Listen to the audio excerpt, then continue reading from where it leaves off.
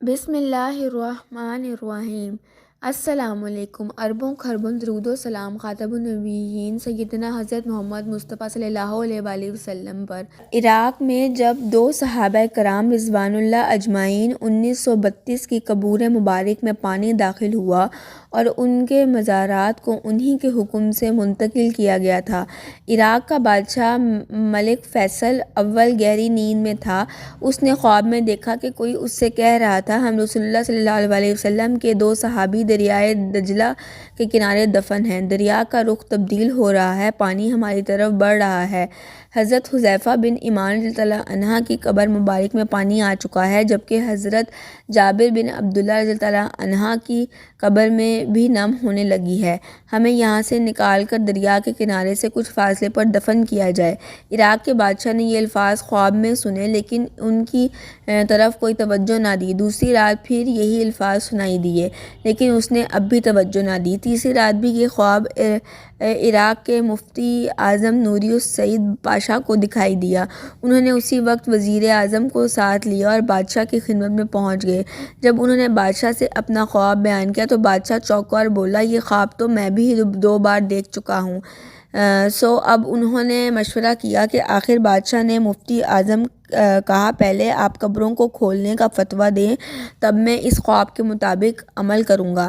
مفتی اعظم نے اسی وقت قبروں کو کھولنے اور اس میں سے مقدس اجسام کو نکال کر دوسری جگہ دفن کرنے کا فتویٰ جاری کر دیا۔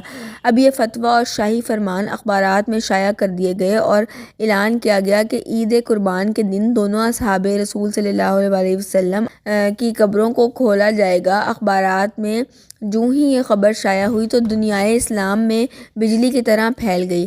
اخبارات کی دنیا اس خبر کو لے اڑی اور مزے کی بات یہ تھی کہ حج کے دن تھا، تمام دنیا سے مسلمان حج کے لیے مکہ اور مدینہ میں پہنچے ہوئے تھے۔ انہوں نے درخواست کی کہ قبریں حج کے چند روز بعد کھولی جائیں تاکہ وہ سب بھی اس پروگرام میں شرکت کر سکیں۔ اسی طرح حجاز، مصر، شام، لبنان، فلسطین، ترکی، ایران، بلغاریہ کے نام سے بے شمار تار پہنچنے کہ ہم بھی اس موقع پر شرکت کرنا چاہتے ہیں، مہربانی فرما کر مقررہ تاریخ چند روز آگے بڑھا دی جائے۔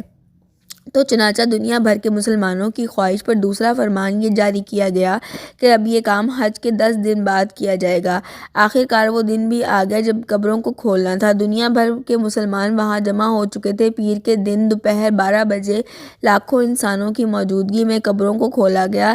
حضرت حذیفہ بن یمان رضی اللہ عنہ کی قبر میں کچھ پانی آ چکا تھا، جبکہ حضرت جابر بن عبداللہ رضی اللہ عنہ کی قبر میں نمی پیدا ہو چکی تھی۔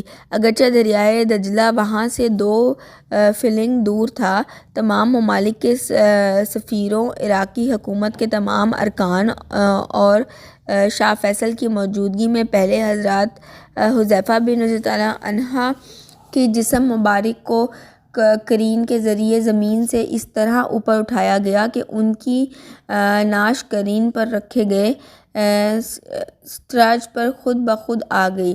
اب کرین سے اسٹریچر کو الگ کر کے شاہ فیصل، مفتی اعظم، وزیر جمہوریہ ترکی اور شہزادہ فرعون ولی عہد مصر نے اسٹریچر کو اپنے کندھوں پر اٹھایا اور نہایت احترام کے ساتھ ایک شیشے کے تابوت میں رکھ دیا۔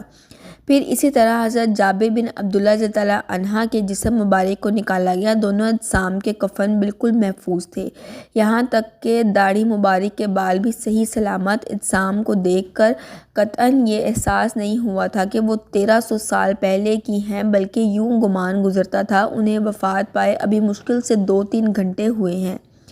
سب سے عجیب بات یہ ہے کہ دونوں کی آنکھیں کھلی ہوئی تھیں، ان میں سے اس قدر تیز چمک تھی کہ دیکھنے والے ان آنکھیں ڈال کر دیکھ نہ سکے۔ بڑے بڑے ڈاکٹر یہ منظر دیکھ کر دنگ رہ گئے تھے۔ آنکھوں میں ان مقدس اجسام کو مزار سیدنا سلمان فارسی رضی اللہ عنہ کے پاس منتقل کر دیا گیا۔ سچ ہے کہ محمد صلی اللہ علیہ وسلم کے غلاموں کا کفن میلا نہیں ہوتا۔